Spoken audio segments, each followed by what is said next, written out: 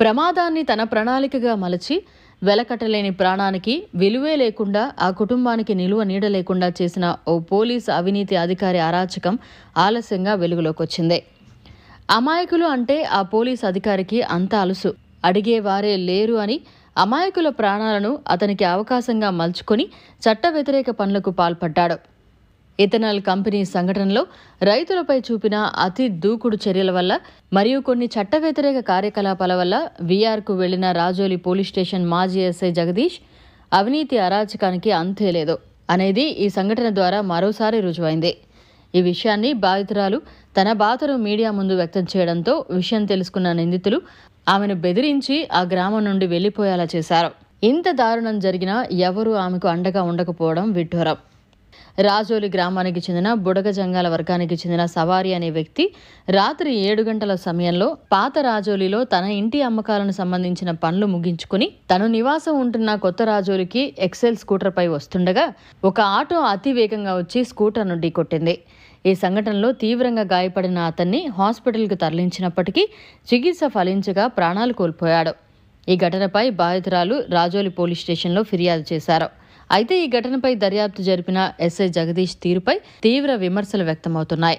బుడగ జంగాల సవారీ ప్రమాదం జరిగినప్పుడు ఈ సంఘటన చూసిన కొంతమంది సాక్షులు ఇచ్చిన సమాచారం మేరకు యాక్సిడెంట్ చేసిన ఆటోను పట్టుకొని విచారించగా అతడు నేరం చేసినట్లు రుజువైంది.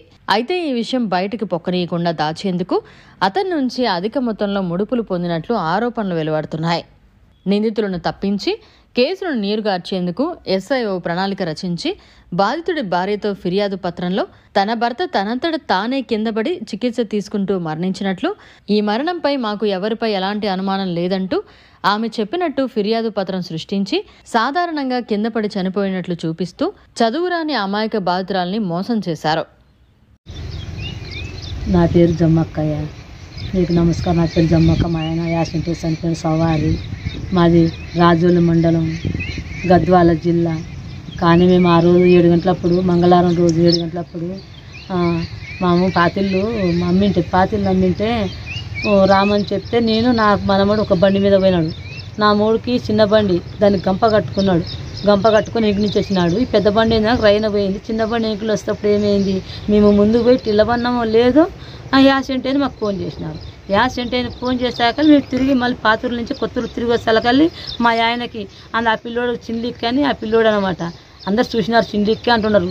కానీ ఎవరు సాక్ష్యం చెప్తలేరు. ఆ పిల్లోడు తలిగిచ్చి సాక్ష్యం ఆటకి ఎవరు భయపడి చెప్తలేరయ్యా. ఎవరికి భయపడి? మరి సార్కి భయపడి చెప్తలేరు. సార్ అంటే జగదీష్ సార్కి వాళ్ళకి భయపడి చెప్తలేరు. ఆట తలిగి చచ్చిపోయినట్టకలా ఆ పిల్లడు ఆట తలిగిచ్చి ఇట్లా పోతే సిసి కెమెరా పడుతుంది, ఇట్లా ఊర్లో రూముల్లో పడి ఇట్లా పడిపోయినాడు.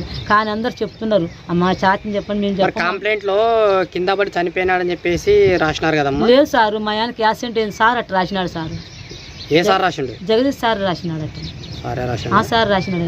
కింద వాళ్ళు మా ఆయనకి యాక్సిడెంట్ అయింది అందరు చూసినారు. కానీ సాటిని చెప్పడానికి భయపడుతున్నారు. పోస్ట్ మార్టంలో ఏమొచ్చిందమ్మా రిపోర్టు? పోస్ట్ మార్టం మాకు ఎవరు, మేము మోటోలం అయ్యా చదివిలో మేము మాకు ఎవరు చెప్తలేరయ్యా. అది ఏమి చెప్పిందో చెప్తలేరయ్యా. మీరు ఎవరు చూపించలేదా మరి? అది వచ్చింది పోస్ట్ మార్టం కాగితం వచ్చింది కానీ చూపించిన కానీ అది చూపించలేదా. నేను కూడా ఎవరికి చెప్పాలో నాకు అర్థం కాకూడదు. మోటోలం ఆయన నా పేరు కూడా రాపించుకోలేడు. ఏం రాసినాడో మాకు తెలుసలేదు. ఇప్పుడు చూస్తే నేను కూడా కింద పడడం అంటే ఎట్లవుతుందయ్యా. మీరు అందరూ డిఎస్ సార్ గారు, ఎస్పీ సార్ గారు, బిఎస్ సార్ గారు వాళ్ళు నాకు న్యాయం విచారం చేయాలా, నాకు ఎట్లా నిస్సారం చేయాలయ్యా. నన్ను చేయండి అయ్యా, సారం చేయండి. ఈ కేసు దర్యాప్తులో ఒక కానిస్టేబుల్ కూడా ఎస్ఐకి సహకరించేందుకు బాధితురాల్ని భయపెట్టినట్లు తెలుస్తోంది. ఒక ప్రమాద సంఘటనను బాధ్యతగా విచారణ చేపట్టి బాధిత కుటుంబానికి నష్టపరిహారం, వెహికల్ ఇన్సూరెన్స్ ఇప్పించాల్సిన అధికారి అవినీతికి ఆశపడి అమాయక కుటుంబానికి తీరని నష్టాన్ని కలిగించాడు. నా భర్త చావుకి కారణమైన నిందితులపై కఠిన చర్యలు తీసుకోండి అని ఎంత ప్రాధాయపడినా పోలీసులు పట్టించుకోలేదంటూ బాధితురాలు బోర్న విలపించింది. యాక్సిడెంట్ జరిగిన భర్తను రక్షించుకునేందుకు ఎంతగానో ప్రయత్నం చేసి చాలా డబ్బు ఖర్చు పెట్టినప్పటికీ భర్త ప్రాణం నిలవలేదని, కనీసం తనకు జరిగిన నష్టానికి నష్టపరిహారమైనా దక్కలేదని ఆమె వాపోయింది. పేద కుటుంబం అయిన బాధితురాలికి ఎవరూ అండగా లేకపోవడం వల్ల ఎంతో మనోవేదన చెందుతోంది. ఇంటి పెద్దను కోల్పోయి ఏం చేయాలో తెలియక ఎవరిని కలవాలో అర్థం కాక తమ ఆర్థిక ఇబ్బందులతో అనాథలా దిగులు చెందుతూ తనకు న్యాయం జరిగేలా సహాయం చేయాలంటూ అందరినీ వేడుకుంటోంది. బాధితురాలు చెబుతున్న వివరాల మేరకు పోలీసులు సాక్షులను బెదిరించి నిజాన్ని దాచేందుకు యత్నిస్తున్నారని, ఇది పూర్తిగా చట్టవిరుద్ధమని ఆమె విలపిస్తున్నారు. తమకు న్యాయం జరగాలని, నిందితుడిపై కేసు నమోదు చేసి బీమా ద్వారా నష్టపరిహారం అందేలా చర్యలు తీసుకోవాలని మృతుడి భార్య జమ్మక్క అధికారులకు మీడియా ద్వారా వెల్లడించడం జరిగింది.